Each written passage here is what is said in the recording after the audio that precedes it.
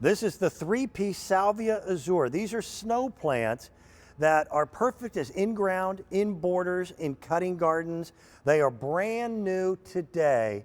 And the color blue, especially this shade of blue, is truly a rarity in most gardens. You don't see a lot of blue. You see oranges and reds and yellows, but these look hand painted. And they are the most interesting flowers because they grow vertically. I want to get Barbara King back with us, and she'll be joining me in just a second.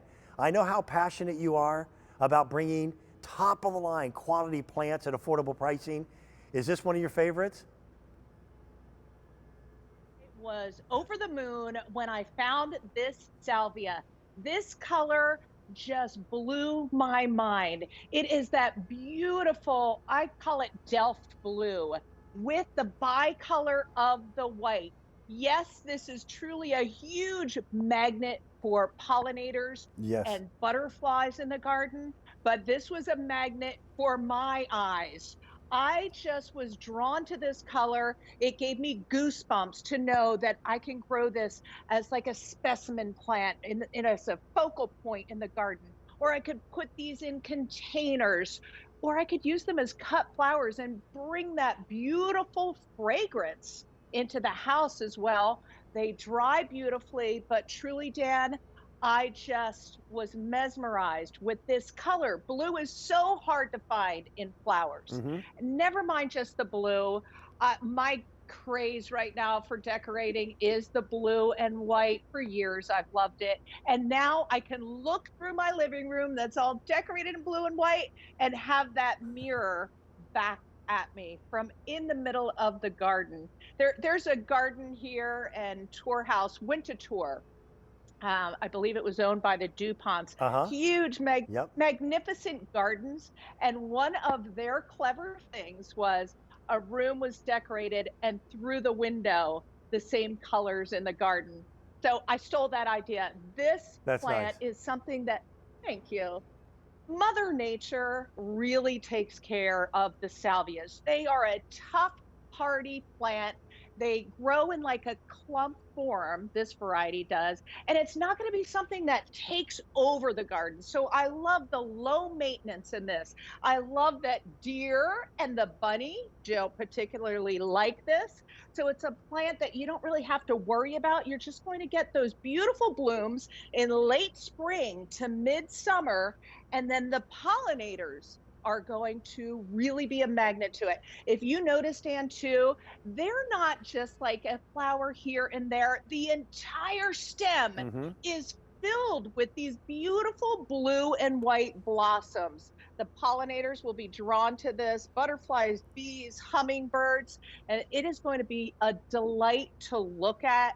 I do love that earthy fragrance that it gives you as well. And the first year, you're going to have a few flowers. The second year, more. The third year is this huge wow show with this salvia.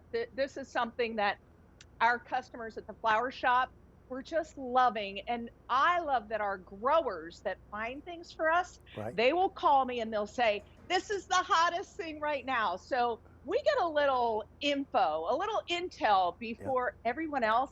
And this was one of those plants that you're not going to see at every nursery, but you're going to love being able to get it here at QVC and having something that is low maintenance, a gorgeous variety of salvia in that dazzling color. And it's that compact clump of deep blue and white flowers that just fill those stems and really low maintenance.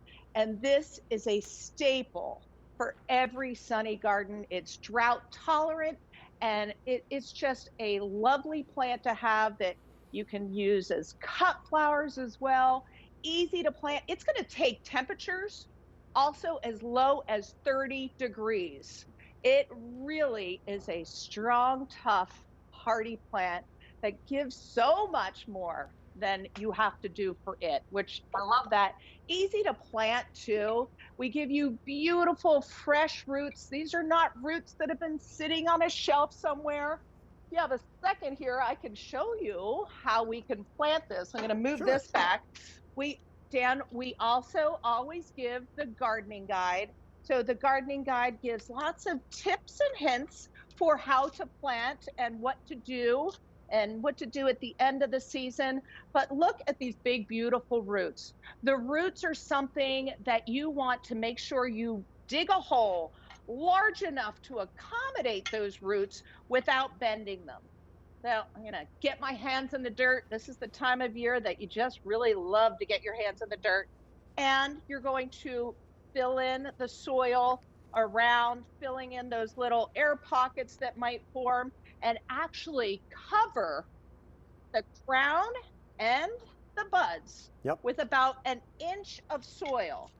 So once you get that covered, you're going to then water that in, and definitely water it in with Barb's Blossom Booster. This is going to give your plants all that energy and everything they need to be the best that they can be.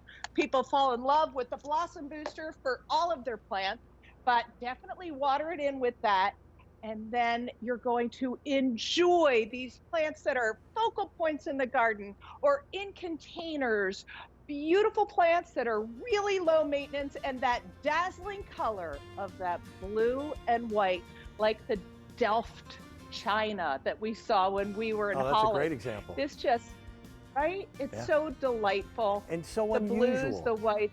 Yeah. We Yes. have less than 1,400 of these sets to go around. They're brand new today. It's always nice to be able to launch new and exciting things. You and I both know how competitive gardening can be. So to have something in your garden that your neighbor's never seen, that's kind of fun. It's good to see you, Barbara. Yes. Tell us again. So great to see you, Dan. Yeah, tell us about There your is warranty.